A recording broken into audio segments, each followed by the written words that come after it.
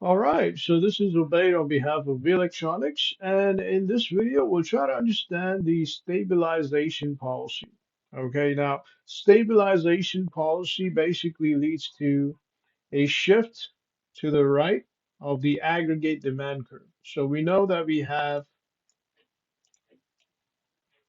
okay, demand and supply, assuming this is supply, okay, this is your quantity, this is your price.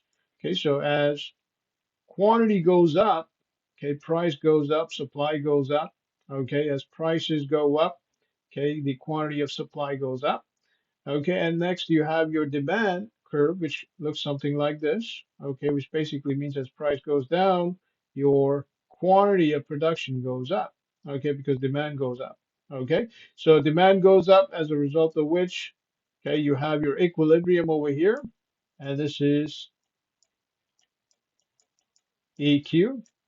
So when there is a stabilization policy put into effect, okay, that basically means that your aggregate demand, let's say this is your aggregate demand, it shifts to the right. Okay, so this becomes AD1, okay, to close the recessionary gap, so any gap that you may have because of a recession. So when it comes to your stabilization policy, one type of stabilization policy is your expansionary monetary policy.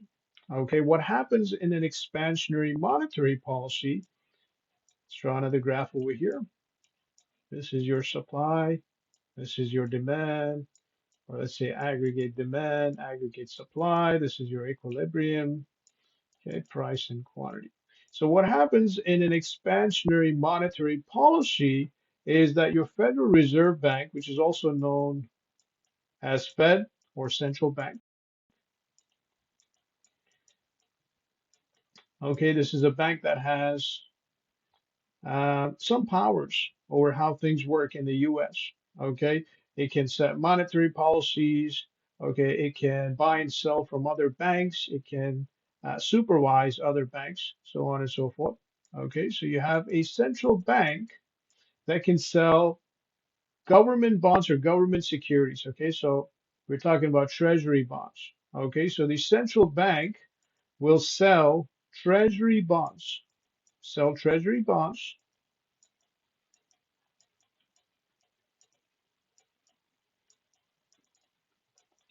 to other banks in the US. Okay, so we're talking about other commercial banks, for example, RBC being one of them. Okay, so the treasury bonds will be sold to other banks. So that way, what's going to happen, okay, is there's going to be an exchange of money, right?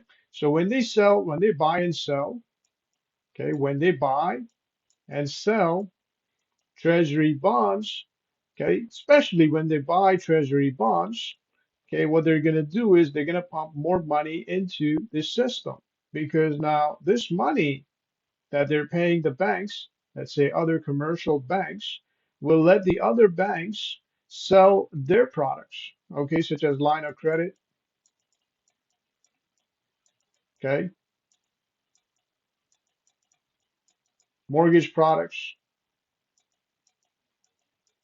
so mortgage, okay, personal loans,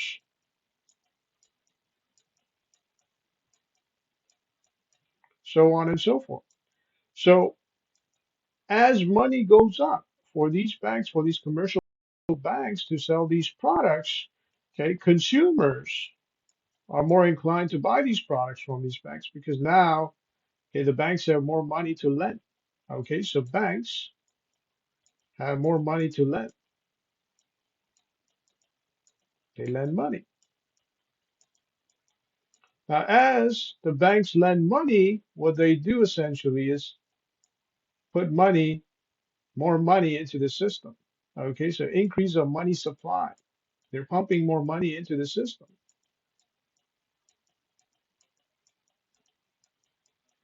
Now, as more money is being pumped into the system, Okay, essentially, okay, the demand for money goes down. Okay, because it's easy to borrow money from the banks at a reduced interest rate. Okay, so demand for money goes down.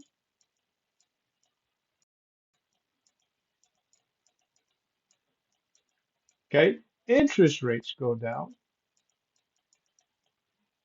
And I'm talking about the general interest rates. This is for the consumer to buy and sell, okay, or buy line of credit, mortgage products, personal loans.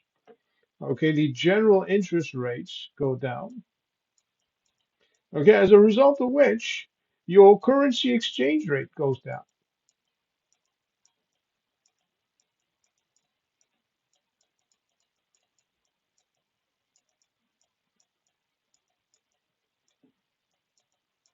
Okay, now if you know anything about economics, we know what the impact of a low currency exchange rate is on economics in general, on the economy of a country.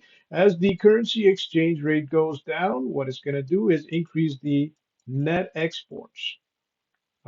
Okay, so you have exports because obviously other countries or the residents and businesses of other countries would want to buy goods from a country with a low exchange rate. So that way they can make profit.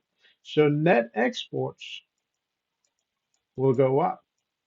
When net exports go up, the country is essentially pumping more money into the economy from other countries.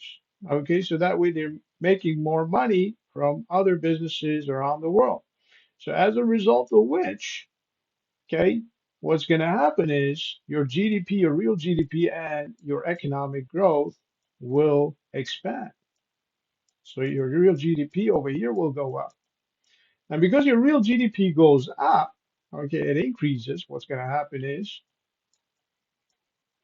okay, your employment, okay, your employment goes up. Okay, so this is basically all the net effects of your stabilization policy, such as your expansionary monetary policy.